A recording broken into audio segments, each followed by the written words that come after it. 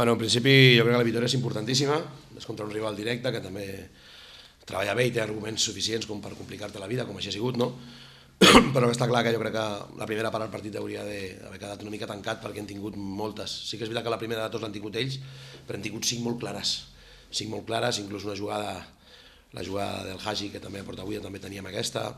Jo crec que hem tingut opcions per poder marxar al marcador amb un parell de gols de diferència,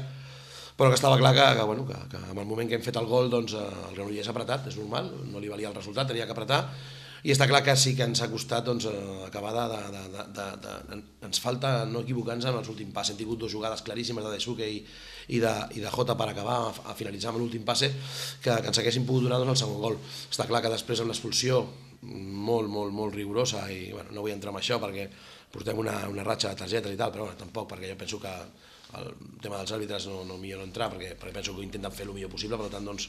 una cosa voluntària, però sí que ens ha perjudicat molt aquesta segona targeta perquè es veu clarament que és un salt del jugador que no toca en cap moment al contrari, falta normal, mig del camp, targeta, segons el jugador expulsat, i a partir d'aquí ens obliga a fer un canvi i a reestructurar-nos, i a partir d'aquí a patir un rival que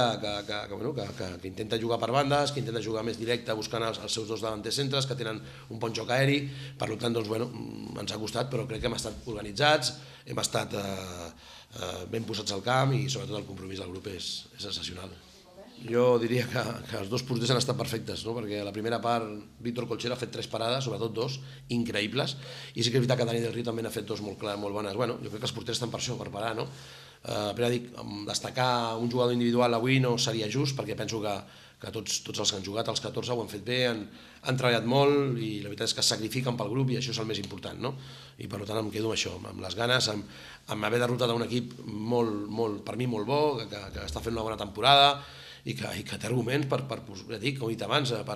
posar-te les coses complicades, té jugadors de molt de nivell, i això s'ha de veure, no? Per tant, victòria important, i també guanyes el gol a baraix, encara que no sabem si farà falta o no farà falta, perquè no sabem aquesta lliga com anirà, no? Però són també detalls que tens que controlar, i el més important, ja dic, els 3 punts i sobretot l'actitud del grup, que és espectacular.